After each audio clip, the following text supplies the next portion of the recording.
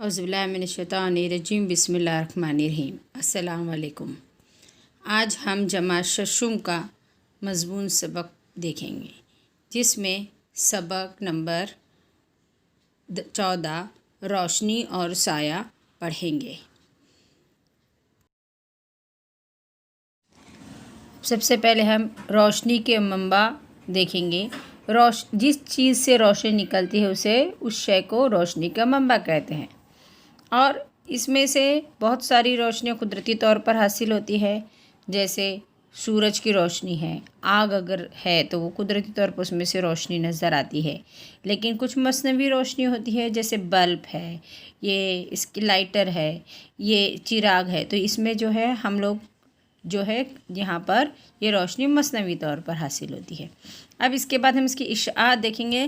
तो इशाअत किस तरह, अभी आपके सामने एक तस्वीर है जहाँ खिड़की में से रोशनी नज़र आ रही है, और इसमें तुमको दिखाऊंगा कि उस हिस्से में यहाँ पर धूल के ज़र्रात भी नज़र आ रहे हैं। तो ये किस तरीके से होता है, तो इसको कहा जाता है रोशनी की इशाअत। रोशनी फैलती है। इसको एक दूसरे तजुर्बे के ज़रिए से भी हम देख सकते हैं कि 3 दफ्तियाँ रखेंगे, जिसमें एक जैसा सुराख एक जगह पर सुराख करेंगे और उसके सामने मोमबत्ती रख कर देखते हैं तो हमको रोशनी आसानी से गुजरती हुई मोमबत्ती तीसरी इसमें से हमको नज़र आती है। आँख रख कर देखते हैं तो दूसरी देखते हैं, जिसमें से एक दफ्ती हटा दी जाती है तो हमको रोशनी नज़र नहीं आती। क्यों होता है? क्योंकि ये रोशनी हमेशा सीधे रास्ते पर सफ़र करती है, यानी ख़त मुस्तकीम में सफ़र करती है। हम एक बारीक नली से देखते हैं तो रोशनी से हमको साफ़ नज़र आता है। तो ये क्यों होता है कि रोशनी हमेशा सीधा रास्ते से जाती है, यानी ख़त मुस्तकीम में इसकी इशाअत, उसका फैलाव होता है। अब इसके बाद हम देखते हैं यहाँ पर कि कई बार कई चीज़ें रहती है जिससे हमको रोशनी साफ़ नज़र आती है, चीज़ें नज़र आती है। जैसे आईने के सामने खड़े रहे तो हम देख सकते हैं। शीशे जो बने हुए रहते हैं कांच के, तो उससे भी हमको नज़र आता है। स्टील की प्लेटें वगैरह इसमें भी नज़र आता है, क्योंकि जब रोशनी इस पर से टकराती है तो हमको वो चीज़ें उस पर से किसी शय से टकराती है और उसका अक्स हमको इसके अंदर नज़र आता है। तो ये शफ़ाफ़ चीज़ें होती है, और कुछ चीज़ें होती है गैर शफ़ाफ़। जैसा कि हम अगर गौर करते हैं कि एक तरफ दरवाज़ा है और दूसरी तरफ हम खड़े हैं तो हमको कुछ नज़र नहीं आता। क्यों नज़र नहीं आता? तो इससे रोशनी जब टकराती है तो वो पार नहीं हो सकती, दूसरी तरफ नहीं आ सकती, इसलिए ये गैर शफ़ाफ़ शय होती है। अब हमवार सतह आईने में बनने वाला अक्स अगर हम गौर करते हैं तो किस तरीके से बनता है। हम इसके लिए हम सुबह में जब उठते हैं और जरा ब्रश करने के लिए हम आईने के सामने जाते हैं तो हमको हमारा अक्स नज़र आता है, हम ब्रश करते रहते हैं। तो अब गौर करो, सीधा हाथ अगर हम लेते हैं तो हमको वो उल्टा हाथ नज़र आता है। ये क्यों होता है? तो क्योंकि यहाँ पर सिमत उसमें बदल जाती है। दूसरा, यहाँ पर अगर हम गौर करते हैं कि चीज़ें आईने के जितने फासले पर रहती है उतने ही फासले पे हमको नज़र आती है, और चीज़ों का अक्स जो होता है जसामत के मसावी होता है, उतने ही साइज़ का हमको नज़र आएंगे। हम बहुत बड़े या बहुत छोटे हम नज़र नहीं आते, उतनी ही साइज़ का हमको नज़र आता है। तो ये सब सारी चीज़ें हमवार सतह से बनने वाले अक्स होते हैं, जिसमें से हमको उसकी सिमत बदल जाती है और आईने के पीछे उतने ही फासले पर बनता है और जसामत के हिसाब से उतने ही साइज़ का होता है। अब देखते हैं हम अक्साला या सकबाला क्या होता है। एक हम शटल कॉक का बॉक्स लेंगे, जिससे आपको मालूम है वो पुट्ठे का बना हुआ रहता है। उसके एक साइड का ढक्कन हटा देंगे, दूसरी साइड जो जिस तरफ से ढक्कन हटाए उसको एक सफ़ेद कागज़ से हम कवर कर देंगे और दूसरी साइड एक बारीक सुराख करेंगे, उसके सामने एक मोमबत्ती रखेंगे। अब मोमबत्ती इस तरीके से रखना है कि उसकी लौ सुराख के सामने हो और सीधा हो, जिसकी बिना पर हमको उसका अक्स दूसरी तरफ हम देखेंगे, पतले जो कागज़ हमने चिपकाया था उसकी तरफ देखते हैं तो वहाँ पर हमको लौ उल्टी नज़र आती है। तो ये किस तरीके से होता है? तो यहाँ पर उसका अक्स जो है उल्टा नज़र आता है। अब ये उल्टा क्यों नज़र आता है? तो यहाँ पर उस शय का अक्स जब पीछे की तरफ पर्दे पे होता है तो उल्टा आता है ये अक्स। इसको कहा जाता है हकीकी अक्स। खिड़कियों के लगे शीशों की किस्मों के लिहाज से बाहर की चीज़ें नज़र आती है। शीशे का टुकड़ा, मोम से लगा कागज़, रंगीन शीशा, तेल से लगा कागज़, प्लास्टिक, चाय की केतली, ब्यास, कपड़ी, पानी की अलमारी, ये सब चीज़ें जो होती है ये गैर शफ़ाफ़ और नीम शफ़ाफ़ होती है। यानी कुछ कुछ चीज़ों में हमको बिल्कुल नहीं नज़र आती है रोशनी, और कुछ कुछ चीज़ों में पूरी तरीके से नज़र आती है, और कुछ कुछ चीज़ों में हल्की हल्की धुंधली धुंधली नज़र आती है। उसे नीम शफ़ाफ़ कहते हैं। और गैर शफ़ाफ़ बिल में बिल्कुल कोई चीज़ें इसमें नज़र नहीं आती। इसका मतलब हुआ कि जिस शय से रोशनी मुकम्मल तौर पर गुज़रती है उसे कहा जाता है, वो होता है शफ़ाफ़ शय कहलाती है।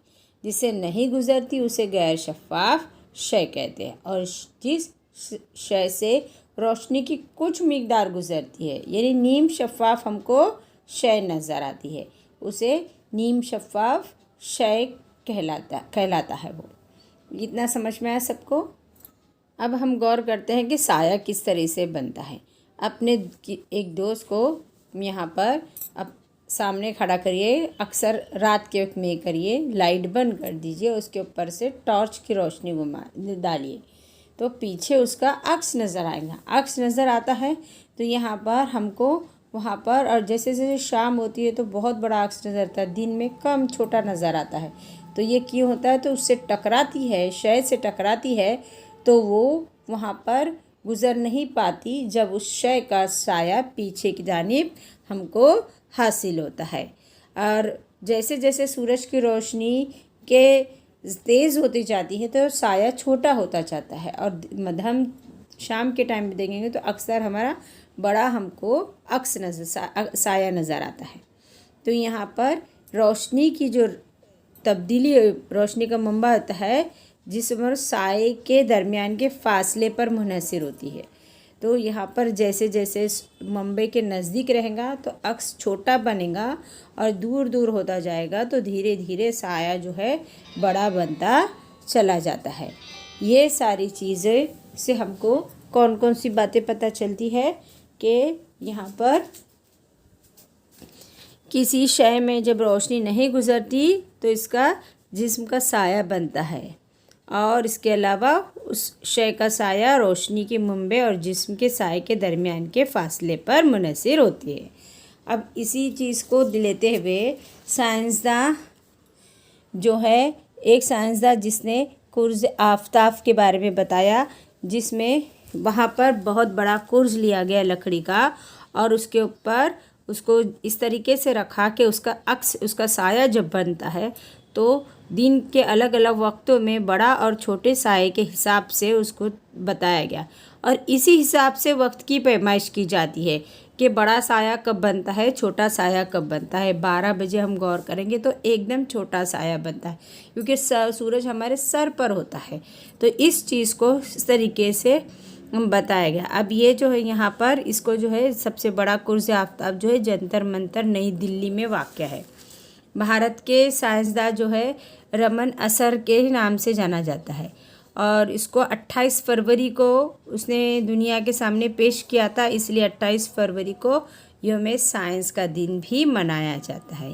ये 1928 में 28 फरवरी को किया गया था, इसलिए यहाँ पर इस चीज़ को कौमी साइंस के तौर पर मनाया जाता है।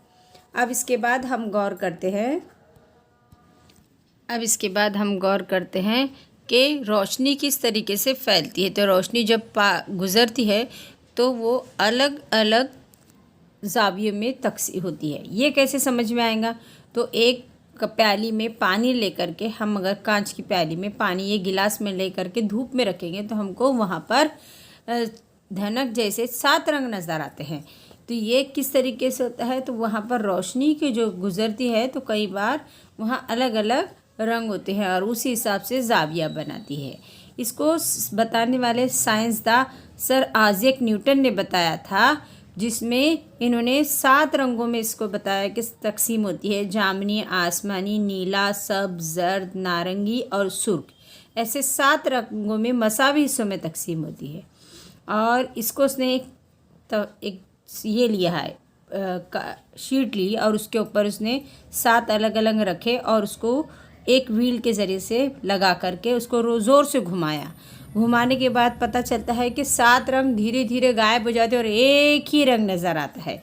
तो इसी तरीके से रोशनी जो है एक रंग में गुजरती है, लेकिन हम उसको हासिल करने की कोशिश करेंगे तो गौर करेंगे तो ये अलग अलग 7 रंगों में बनती है। ये कुर्स को न्यूटन कुर्स कहते हैं और इसने जो है रोशनी के ताल्लुक से एक किताब लिखी थी जो है ऑक्टिपस नामी किताब, जिसमें रोशनी के बारे में पूरी तफसील से बताया गया है। अभी तक हमने क्या क्या देखे कि रोशनी, सबसे पहले रोशनी का मंबा किस तरीके से होता है। रोशनी जिन चीज़ों से गुजरती है, शफ़ाफ़ होती है, गैर शफ़ाफ़ होती है। शफ़ाफ़ चीज़ों से गुजरती है, गैर शफ़ाफ़ से नहीं गुजरती। इसके अलावा बहुत सारी और चीज़ें हमने देखे कि साया किस तरीके से बनता है और रोशनी जो है यहाँ पर साया बड़ा छोटा कब बनता है और इस तरीके से इससे वक्त की पैमाइश हम की जा सकती है। इतना पूरा सबक आपको समझ में आया होगा। उम्मीद है सभी को अच्छे से समझ में आया। शुक्रिया।